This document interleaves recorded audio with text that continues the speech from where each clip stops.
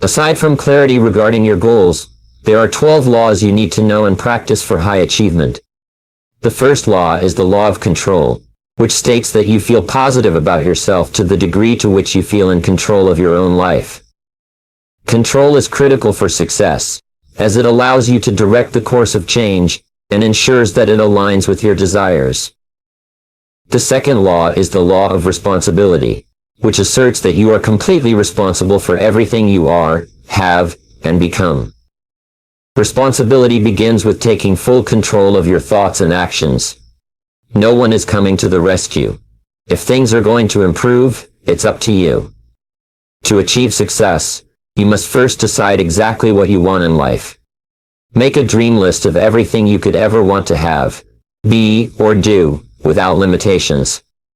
Then, prioritize your goals and transfer them to a separate sheet of paper.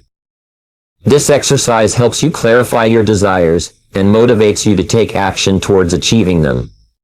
Go back over these goals and organize them by writing a 1 next to the most important goal, a 2 next to the second most important goal, a 3 next to the third most important goal, and so on until you've organized all of your goals in order of importance to you.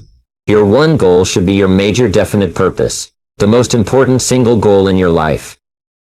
All really successful men and women have goals in each important part of their lives, but they also have 1 goal which is their umbrella goal, the single most important thing they are working on at any given time. In looking at your goals, it's advisable for you to divide them into 3 categories as well. The first category is your personal and family goals. These are the reasons why you're doing what you're doing. It's very important for you to be crystal clear about the underlying reasons why you want the material and intangible goals that you're working for. Many people get sidetracked working for material things and lose sight of the reasons why they're doing it. Your second set of goals are your career and material goals. These are the what of your goal list. These are the things that you have to do in order to get to the why. The what are business and financial goals on your list, such as career achievements, amounts of financial income, quantities of sales or profits. They're the money and the things of your life. Your third type of goals are your personal development goals. These are the how goals. These are the things that you must do or become competent at doing in order to achieve the material goals, which will lead you to the accomplishment of your personal and family goals. You need to have a set of goals in each of these areas for your life to be in balance and for you to perform at your very best. Once you've taken your original list of goals and broken it down by A's, B's, and C's, and then transferred your A's onto a single page and organized them in order of priority, you're now ready to begin the planning stage. In the planning stage, you take a clean sheet of paper, and you write your A1 goal at the top of the page in the present tense, as though it were already a reality. For example, you could write, I earn $50,000 per year now. You use what we call the 20 idea method, and write down a list of 20 things that you could do that would help you move toward the attainment of that goal. Write down everything you can think of. For example, you could write down, I could work harder and smarter in my current field and increase my productivity and income. You could also write down, I could upgrade my skills so that the value of my work was higher in the same period of time. Or, you could write something completely different, such as, I could change my career or company completely and start a different job or in a different industry. In any case, write down at least 20 activities that you could engage in to help you achieve your goal. Once you've done that, do the same thing for each of your other goals so that you have a series of goals with a list of 20 activities or more that you could engage in to accomplish each one. Sit down with your first list of 20 items under your 1 most important goal and organize those items by time and priority. Which are the things which you can do or should do or begin first? What are the things that are most important and would make the greatest difference to the attainment of the goal? Write down an A, B, or C next to each of the 20 items, and then write down a 1, 2, 3 for A items and 1, 2, 3 for B items and so on, next to the items so that you have organized them from beginning to end. You now have a list of your most important goals organized by priority, and a list of the activities you must engage in to achieve those goals, also organized by priority.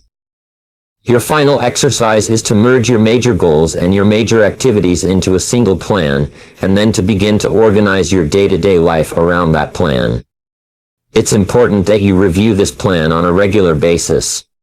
One of the most motivational things that you can do is to make a resolution to do something every day, to move yourself toward the attainment of one of your most important goals. This will help you to develop and maintain momentum, and you'll be astonished at how rapidly you begin to make progress on even the largest and most challenging goals that you can think of using this method. Once you've made a list of your goals, the third law of achievement is the law of compensation. This law says that you are always fully compensated for whatever you do. It's often called the law of reciprocity, which says that people will always reciprocate in kind for whatever you do, either to or for them. My friend Zig Ziglar, the great speaker and motivator, has formulated what we might call Ziglar's Law, which is a paraphrase of the law of compensation, and it says, you can have anything you want in life if you just help enough other people get what they want.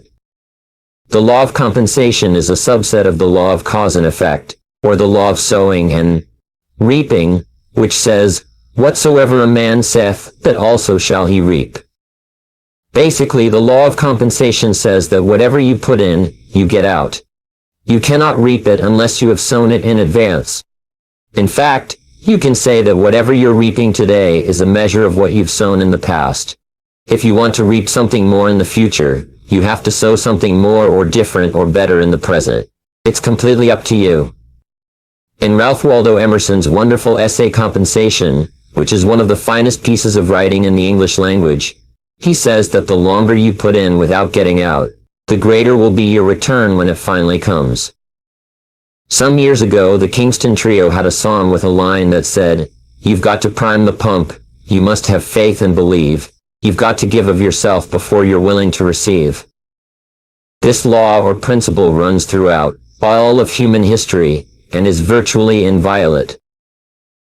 This leads us to the fourth law of achievement, the law of service, which says that your rewards in life will always be in direct proportion to the value of your service to others.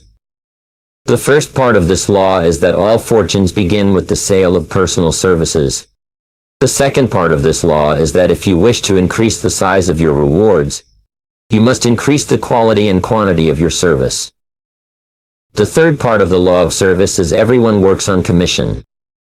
Tom Peters, in his book In Search of Excellence, says that the top managers and the leading companies all seem to have an obsession with customer service.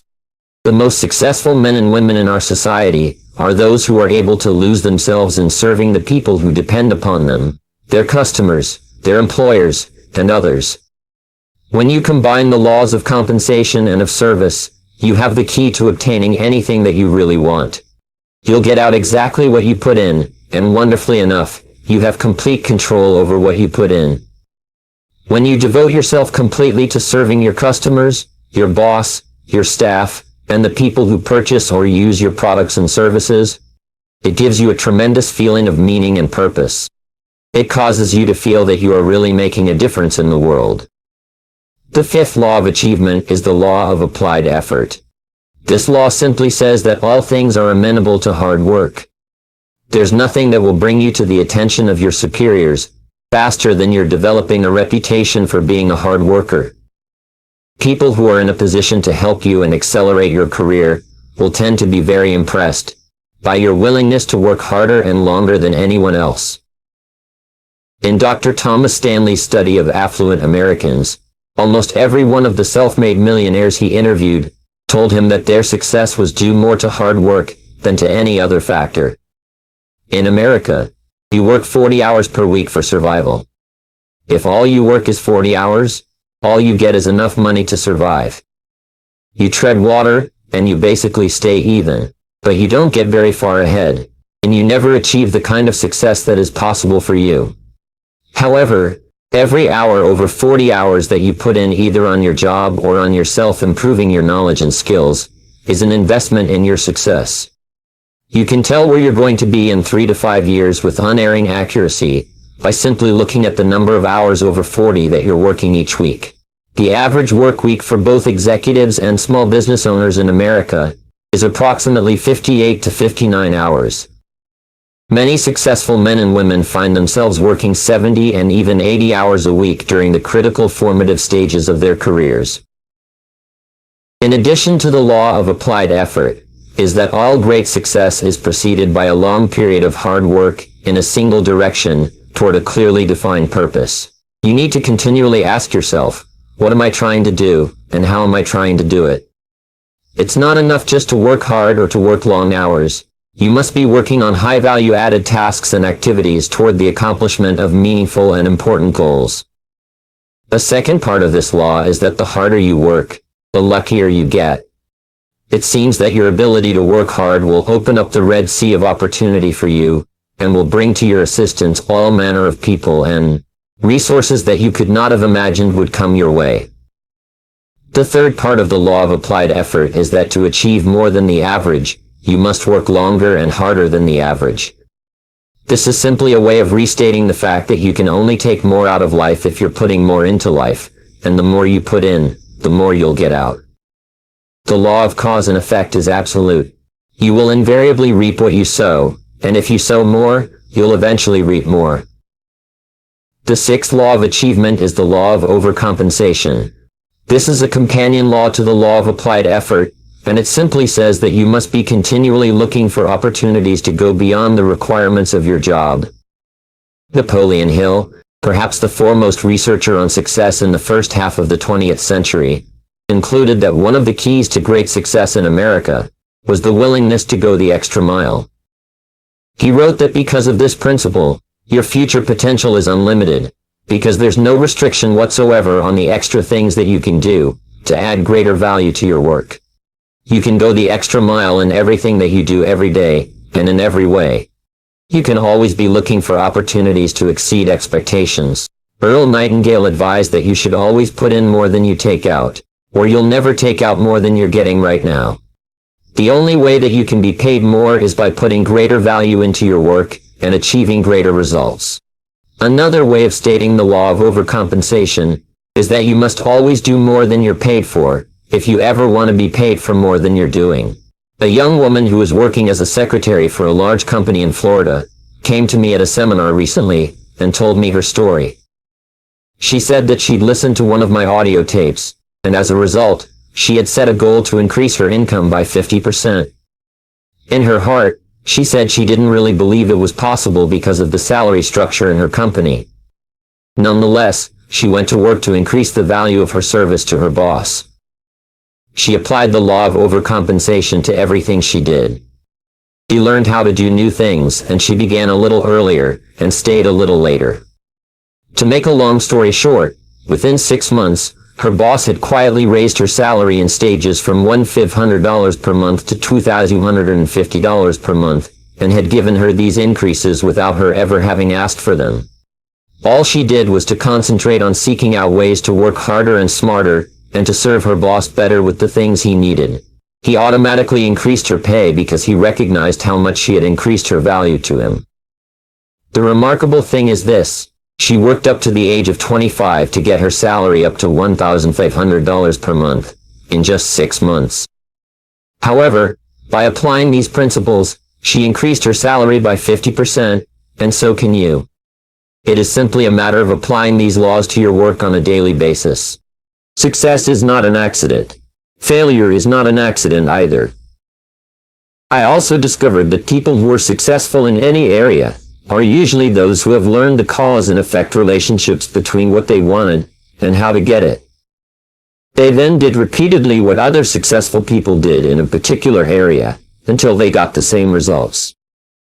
This insight changed my life. No one is really better than you, and no one is really smarter than you. They just may be better or smarter in different ways, at least for the present. If someone is doing better than you are today, it's probably because he or she has discovered the cause and effect relationships before you have. And anything that anyone else has done, within limits, you can do as well.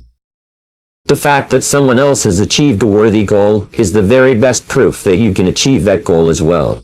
Personal and professional development is the most powerful tool that you can use to achieve any goal you can set for yourself. Elevate yourself from wherever you are to wherever you want to go, by simply learning how others have done it before you, and then by following the paths that they have already blazed. You've heard it said that the average person uses only 10% of his or her potential. According to the Stanford Brain Institute, however, it is actually closer to 2%. The average person has enormous reserves of potential that he or she habitually fails to use. Nature is exceedingly generous. She provides each person with an abundance of abilities and possibilities, most of which go untapped throughout life.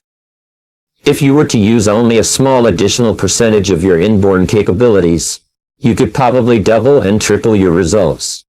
You could accomplish things far beyond anything that you have ever done up to now. You could be healthier, happier, and more prosperous than you've ever imagined. I believe that each person has the potential to do something wonderful with his or her life. I believe that within each person, there is a giant waiting to come out. I believe that each person can do vastly more than he or she has ever done before, if he or she only learns how. That's my fundamental value. What is yours? Create a long-term vision for yourself in the area of personal growth. Project forward 5 or 10 years and imagine that you have developed fully in every important part of your life. Idealize and see yourself as outstanding in every respect. Refuse to compromise on your personal dreams. What level of skill or ability would you have in your field? What level of status and prestige would you have attained as a result of your superb performance at what you do? What kind of work would you be doing, and at what level would you be doing this work? How would you think and feel about yourself as a result of being one of the very best at what you do? If you had no limitations at all, what would be your vision for how you would develop yourself in the months and years ahead? Now take your vision and crystallize it into specific goals. Here's a good way to start. Take out a piece of paper and write down 10 goals that you would like to achieve in the area of personal and professional development in the months and years ahead. Write in the present tense, exactly as if you were already the person you intend to be. What do you want to be able to do? Decide the person you want to become. Describe exactly what you will look like when you become truly excellent in your field and your personal life. Then, review this list of 10 goals and select the one goal that, if you achieved it, would have the greatest positive impact on your life and your career. Put a circle around that goal and move that goal to a clean sheet of paper. Create a schedule for achieving this goal. Set deadlines for achieving certain benchmarks. Set sub-deadlines as well. Make a list of everything that you can think of that you'll have to do to achieve personal excellence in that area. Organize your list into a plan by setting priorities on each of the items. Gather the books, materials, equipment, and other resources you will need to begin working on yourself and your goal. Then, take immediate action on at least one item in your plan to get the process started. Resolve to do something every day until you are successful in that area. Never stop working on yourself until you become the kind of person you would ideally most like to be. Set specific measures on each of your goals. If your goal is to excel in your field, determine how you'll be able to know when you've achieved it. Decide how you could measure your progress and evaluate your success. Perhaps you can use as a measure the number of hours that you study in your field each week. Perhaps you can measure the number of books you read, or the number of audio programs that you listen to. Perhaps you can measure your progress by the number of appointments you get, or the number of sales you make as a result of your growing skills. Compare yourself against these measures on a regular basis.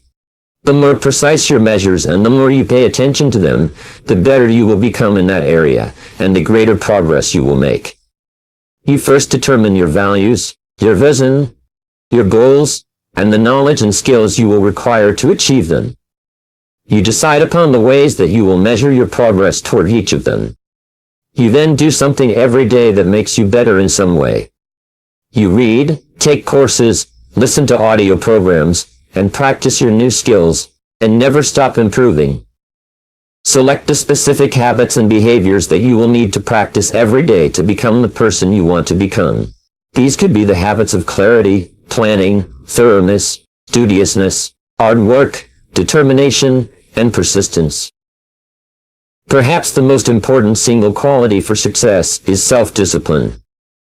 Albert Hubbard, the writer, defines self-discipline as the ability to make yourself do what you should do, when you should do it, whether you feel like it or not. Napoleon Hill called self-discipline the master key to riches. Every day, and every hour of every day, you have to practice self-discipline. There are 7 disciplines that you must develop if you want to achieve all that is possible for you. You can learn each of these disciplines through practice and repetition until they become automatic. Here they are. 1. The discipline of daily goal setting. 2. The discipline of daily planning and organizing. 3. The discipline of daily priority setting. 4. The discipline of daily concentration on your highest value activities. 5. The discipline of daily exercise and proper nutrition. 6. The discipline of daily learning and growth. 7. The discipline of taking time daily for the most important people in your life. These 7 disciplines will virtually assure that you perform at the very highest level and get the greatest satisfaction and results from everything you do. There's a simple, practical, proven self-development formula that you can use to double your income in the years ahead. Most people who practice this formula each day report extraordinary improvements in their lives. Try it and see for yourself. I call it the 1000% formula. This 1000% formula is based on the law of incremental improvement. No matter how excited or determined you are, change and progress take place slowly. It takes your entire life to become the person you are today.